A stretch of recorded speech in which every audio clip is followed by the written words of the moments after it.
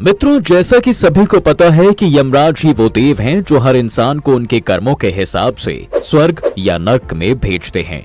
लेकिन क्या आपको ये पता है कि एक बार उन्होंने एक वैश्य को स्वर्ग भेज दिया और भगवान की भक्ति में लीन रहने वाले साधु को नर्क का रास्ता दिखा दिया। नंबर ये बात हम आपको एक कहानी के जरिए से बताते हैं। तो मित्रों, बहुत समय पहले की बात है। भद्रपुर गांव में एक साधु रहा करते थे। वो रोज सुबह सुबह नहाकर मंदिर जाती थी, जहां वो सत्संग किया करते थे। साधु का सत्संग सुनने के लिए लोग दूर गांव से भी आते थे। वो हमेशा लोगों को अच्छी शिक्षा देते और उनमें भगवान के लिए सकारात्मक ऊर्जा भरते। लोग जब मंदिर से बाहर निकलते थे तब वो साधु की तारीफ करते थे। सभी कहते कि बाबा जी की बात मानकर सभी का जीवन धन्य हो जाता है। यही वजह थी कि लोग साधु के पास खींचे चले आते थे और उन्हें दान दक्षिणा में कुछ ना कुछ भेंट किया करते थे। उसी नगरी में चंपा नाम की एक वैश्य भी रहा करती थी। वो गलत तरीके से अपना घर चलाती, लेकिन दूसरी ही तरफ वो ईश्वर के सच्चे मन से भक्ति भी करती, जिसकी वजह से वो रोज सुबह नहाकर मंदिर जाती और वहाँ पूजा पाठ करती। पूजा करने के बाद वो फिर से अपने गलत काम करने चली जाती। अब चंपा अपने इसी गलत काम की वजह से पूरे गांव में बदनाम थी और सब लोग उसे गंदी नजर से ही देखते थे। एक बार चंपा उसी मंदिर में गई जहां वो साधु भी पहुंच गए। उसने मंदिर में भगवान को प्रणाम किया और साधु के पैर छूने लगी। तभी मंदिर के पंडित जी ने उसे वैसा करने से रोक दिया और गुस्से में बोले, तुम बाबा के पैर नहीं छू सकती, तुम्हारे छूने से साधु बाबा अपवित्र हो जाएंगे। तब साधु बाबा ने पूछा, आप ऐसा क्यों कह रहे हैं पुजारी जी? तो उन्होंने जवाब दिया कि बाबा, ये कन्या एक वैश्य है और ये गलत काम करती है, सबसे बड़ी पापिन है। वहीं जब बाबा का सत्संग शुरू हुआ तो सभी लोगों के साथ चंपा भी उस सत्संग में पहुंची और उसने बाबा जी का पूरा सत्संग सुना। सत्संग का कार्यक्रम खत्म होने के बाद सब चले गए, लेकिन चंपा वहीं बैठी रही और फिर उसने बाबा को प्रणाम किया। तब बाबा ने उससे कहा कि बेटी, जो तुम गलत काम करती हो उसे छोड़ दो, क्योंकि अगर ये तुम काम करती रही तो तुम्हें एक न एक दिन नर्क की सजाएं सहनी पड़ेंगी। फिर साधु महाराज ने चंपा से कहा, तुम्हें देखकर लगता है तुम प्रभु की आस्था में डूबी रहती हो। ऐसा करो, तुम मेरा सत्संग सुनने मेरी कुटिया में आ जाना। वैश्य चंपा ने भी साधु बाबा की बातों में हामी भर दी। फिर चंपा ने साधु बाबा से कहा, अगर मैं अपना काम बंद कर दूंगी तो अपना जीवन कैसे बिताऊंगी? बाबा ने वैश्य से कहा, बेटी, भगवान पर भरोसा रखो, खुद ही वो तुम्हारी समस्या का हल निकाल देंगे।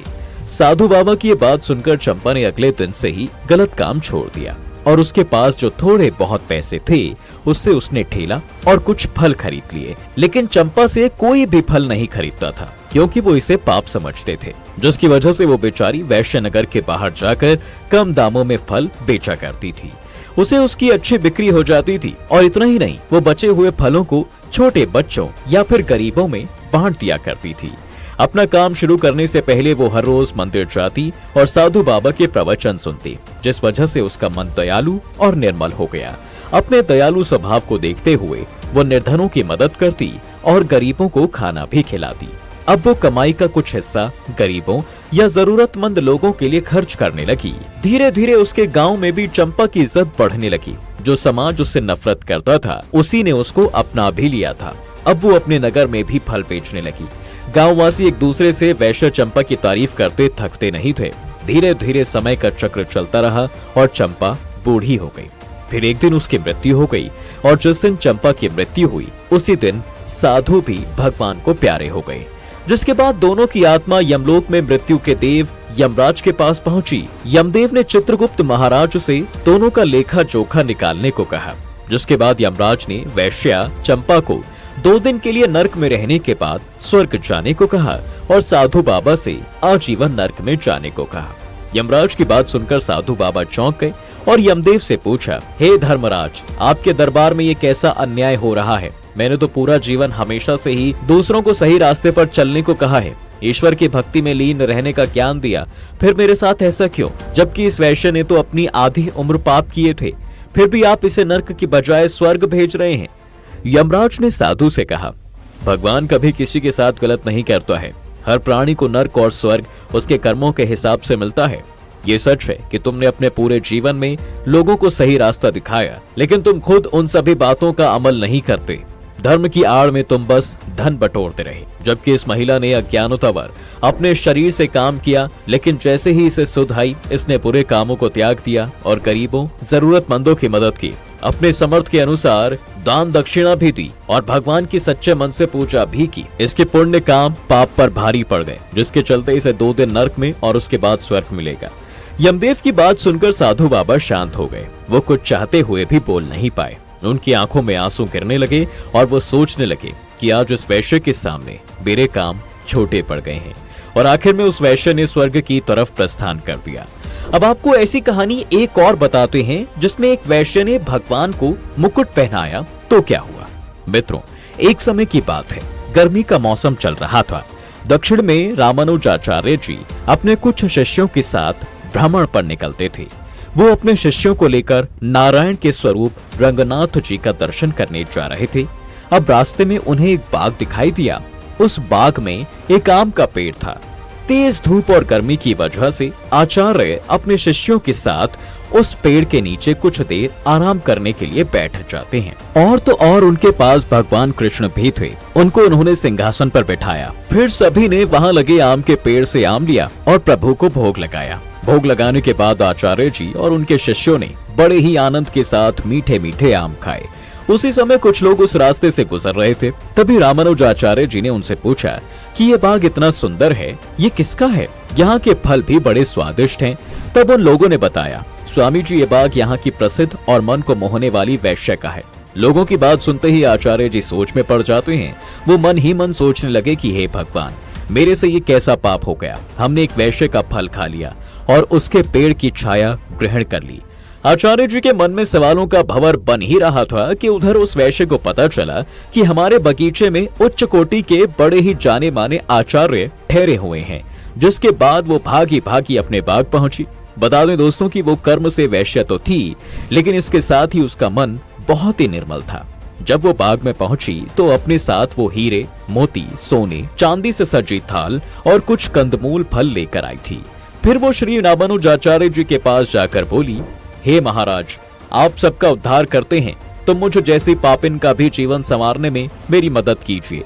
तब आचार्य जी ने सोचा कि हम इस वैश्य को श्राप तो नहीं दे सकते, क्योंकि हमने इसकी छाया ग्रहण की है और इसका फल खाया है। किसी का कुछ ले लेने के बाद उसका कभी बुरा नहीं सोचना चाहिए। फिर रामानुजाचार्य जी ने उस वैश्य से कहा कि बेटी, तू भले ही वैश्य है, लेकिन हमने भूलवश ही सही तेरे पेड़ की छाया ग्रहण की है और तेरे पेड़ का फल खाया है।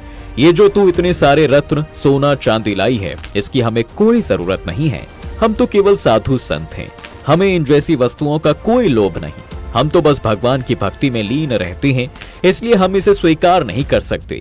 तो ये जो कुछ भी तू लाई है, इसे वापस लेकर चली जा।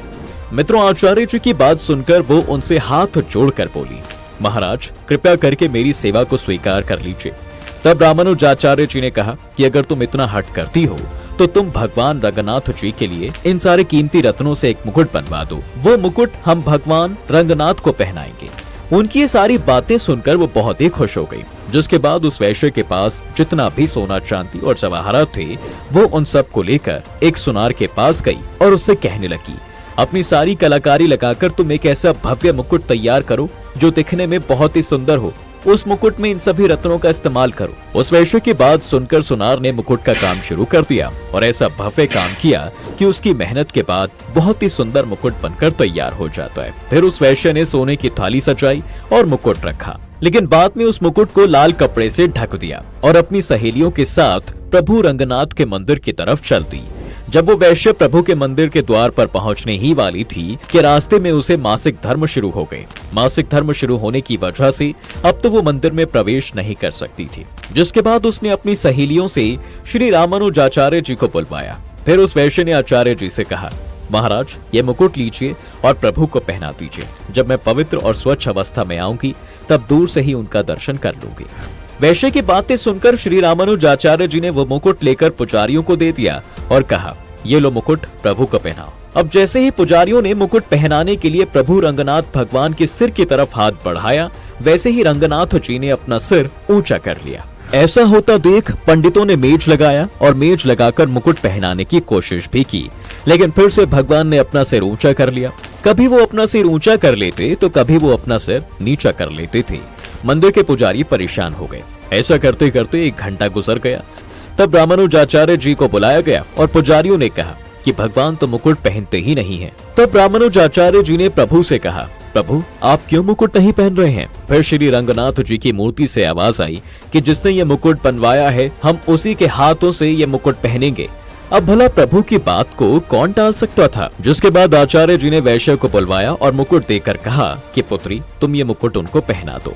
जैसे ही वैश्य प्रभु को मुकुट पहनाने लगी तो भगवान रंगनाथ जी ने अपना सिर झुका लिया और कहने लगे कि मुझे जल्दी ये मुकुट पहनाओ। मंदिर में इस दृश्य को पंडित देखते रह गए और कहने लगे, भगवान ये आपका कैसा न्याय है? हम आपकी हर दिन पूजा करते हैं, इतनी सेवा सत्कार करते हैं, आपने हमारे हाथों से मुकुट नहीं पहना और इस वैश्य के हाथों से मुकुट पहन लिया, तो अब ये वैश्य ही आपकी पूजा करेगी, हम आपकी पूजा नहीं करेंगे।